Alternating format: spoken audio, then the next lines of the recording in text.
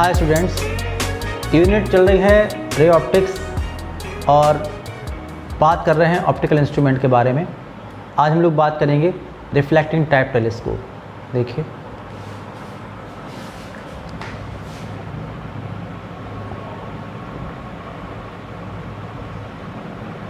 Reflecting type telescope.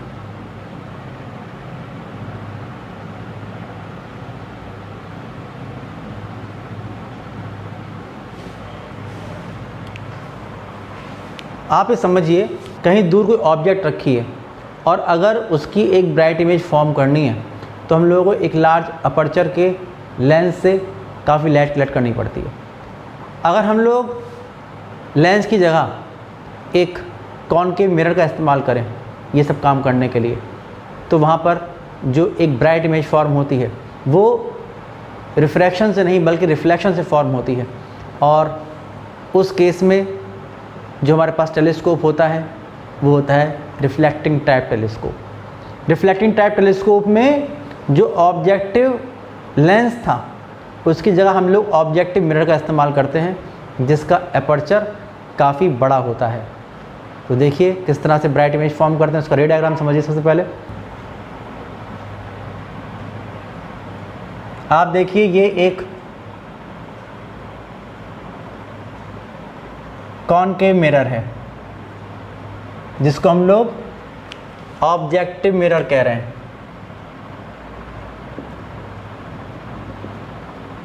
Objective mirror M, focal length इसकी FO मानिए। आप देखिए एक ट्यूब में लगा होगा, ट्यूब के एंड पर, और ये इसका सेंटर ऑफ कर्वेचर होगा। कहीं कोई ऑब्जेक्ट होगी ये इनफाइनाइट पर, इससे पैरेलल रेज आ रही होंगी। ये पैरेलल रेज आ रही होंगी। रिफ्लेक्शन के लॉस को फॉलो करते हुए ये इमेज फॉर्म करती हैं एक, लेकिन ये इमेज फॉर्म कर पाएँ उससे पहले ही यहाँ पर 45 डिग्री के एंगल पर इंक्लाइन एक मिरर फोकस से पहले ही लगा होता है M'। जब ये लगा होता है मिरर तो आप देखिए यहाँ से फिर इस पर नॉर्मल ड्रॉ करेंगे। ये इस पर नॉर्मल है, ये इस पर नॉर्मल है। रिफ्लेक्शन के लॉस के अकॉर्डिंग इन रेस का फिर से रिफ्लेक्शन होगा ये, और यहाँ पर ही मिलेंगी रेज आकर, तो एक रियल इमेज फॉर्म होगी। साइड में एक ट्यूब लगी होती है जिसमें एक लेंस लगा होता है, आई पीस लगा होता है।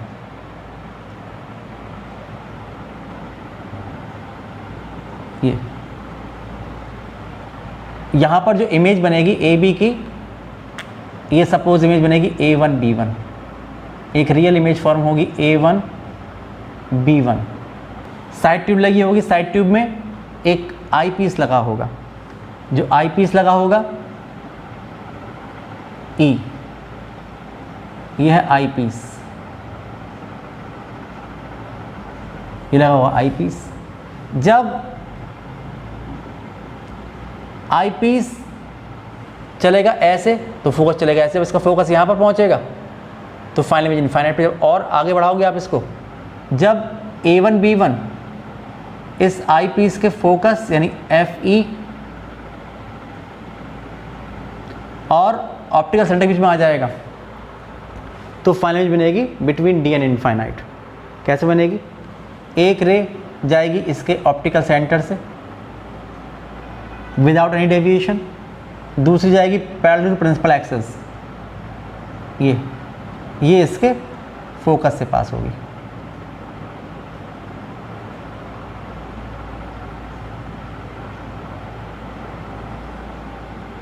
ये दोनों रेज जो हैं, जब यहाँ से देखेगा तो ये दोनों रेज जो होंगी वो बैकवर्ड प्रोड्यूस करने पर किसी पॉइंट से आती हुई अपीयर होंगी।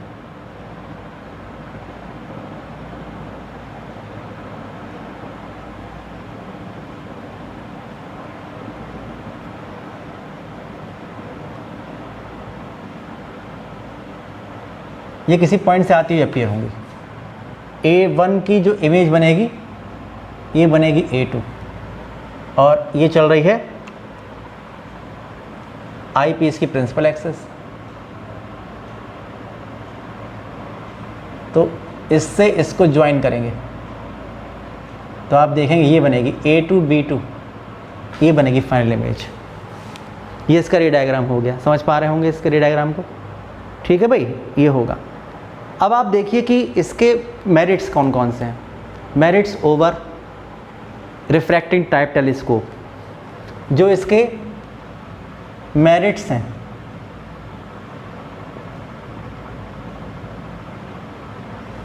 वो आप समझिए। पहली बात तो ये कि प्रीवियस वीडियो में हमने पढ़ा था वो था रिफ्रैक्टिंग टाइप टेलीस्कोप। वहाँ पर जो फाइनल इमेज बनती थी वो बनती थी रिफ्रैक्शन की वजह से। लाइट रे लेंस के अंदर आती थी, रिफ्रैक्शन हुआ करता था।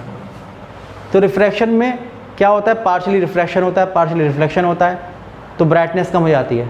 जितनी लाइट रेज हैं वो सारी की सारी रिफ्रैक्शन के प्रोसेस में पार्टिसिपेट नहीं करती हैं, कुछ रिफ्लेक्ट हो जाया करती हैं, वेस्ट हो जाती हैं, और कुछ ग्लास में एब्जॉर्ब हो जाया करती हैं। बिल्कुल क्वाइट क्लियर ग्लास तो होता नहीं है, तो इसलिए कुछ लाइट रेज का एब्जॉर्प्शन हो जाया करता है, इसलिए ब्राइटनेस नहीं मिलती। लेकिन यहाँ पर हम लोग मिरर का इस्तेमाल कर रहे हैं, इसलिए रिफ्लेक्शन से जो इमेज बनेगी वो ज़्यादा ब्राइट होगी, इसलिए हम लोगों को एक ब्राइट इमेज मिलती है। दूसरी बात ये कि यहाँ पर जो मेन इमेज फॉर्मेशन हो रही है, मेन इमेज का फॉर्मेशन हो रहा है, ये हो रहा है रिफ्लेक्शन की वजह से। और रिफ्लेक्शन में क्रोमेटिक एब्रेशन डिफेक्ट नहीं होता, इसका मतलब कलर्ड इमेज नहीं बनती। वाइट लाइट से इल्यूमिनेटेड ऑब्जेक्ट की कलर्ड इमेज नहीं बनती है।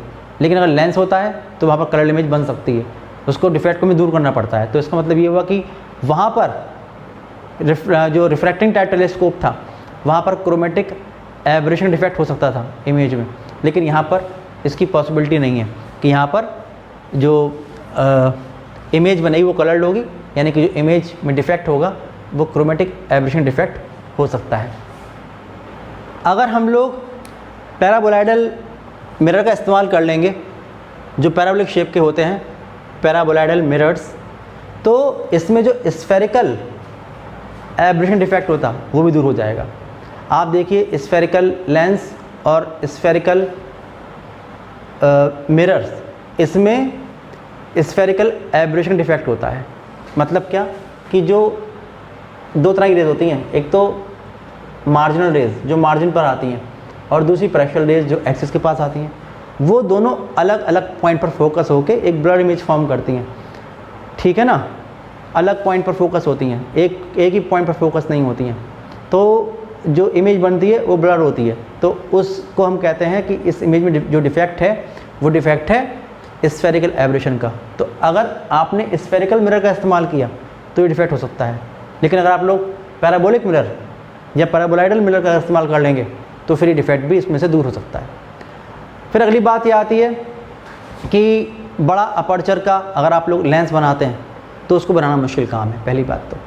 और दूसरी बात ये कि उसमें ये होता है कि एक डाई में आपको कांच पिघला कर डालना पड़ेगा, फिर वो जब ठंडा होगा पिघलने के बाद तो वो थोड़ा बहुत टेढ़ा मेढ़ा हो जाता है, डिस्टॉर्टेड हो जाया करता है, और जब लाइट रेस पास होती हैं उसमें से तो एक डिस्टॉर्टेड इमेज फॉर्म हुआ करती है। तो यहाँ पर ये जो पॉसिबिलिटी थी इमेज का डिस्टॉर्शन, ये पॉसिबिलिटी यहाँ पर नहीं रहती है, डिस्टॉर्टेड इमेज यहाँ पर फॉर्म नहीं हुआ करती है। अगर हम लोग एक रिफ्लेक्टिंग टाइप टेलीस्कोप का इस्तेमाल करते हैं तो हम लोग को एक ब्राइट इमेज मिलेगी, बिना क्रोमेटिक एब्रेशन, बिना स्फेरिकल एब्रेशन के डिफेक्ट के इमेज मिलेगी, और जो रिजोल्यूशन होगा उसका वो ज़्यादा अच्छा होगा। और सबसे एक और इम्पॉर्टेंट बात यह है कि यहाँ पर पीछे पॉलिश लगी होती है, तो एक सपोर्ट आप लगा सकते हैं यहाँ पर सपोर्ट करने के लिए, सपोर्ट लेने के लिए सपोर्ट लगा सकते हैं यहाँ पर इसको बैलेंस करने के लिए। लेकिन जो लेंस होता है वहाँ तो रिफ्लेक्शन से इमेज फॉर्म हुआ करती है, तो वहाँ पर आप सपोर्ट भी नहीं लगा सकते। अगर कोई बहुत बड़ा लेंस आपने ले भी लिया तो उसको सपोर्ट के लिए प्रॉब्लम आएगी, ठीक है ना। तो ये सारी बातें ऐसी हैं कि जिसकी वजह से हम लोग रिफ्लेक्टिंग टाइप टेलीस्कोप को प्रीफर करते हैं और रिफ्रैक्टिंग टाइप टेलीस्कोप को प्रीफर नहीं करते हैं। अगर इसकी फोकल लेंथ FO है और इसकी फोकल लेंथ FE है, तो जब फाइनल इमेज इनफाइनाइट बनती है तो फार्मूला मैग्नीफाइंग पावर का वही होता है, F = -FO/FE।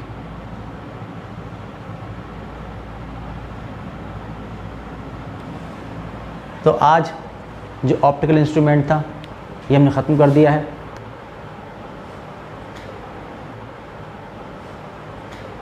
नेक्स्ट जो वीडियो होगी उससे हम लोग वेव ऑप्टिक्स से स्टार्ट करेंगे। तब तक के लिए बाय बाय।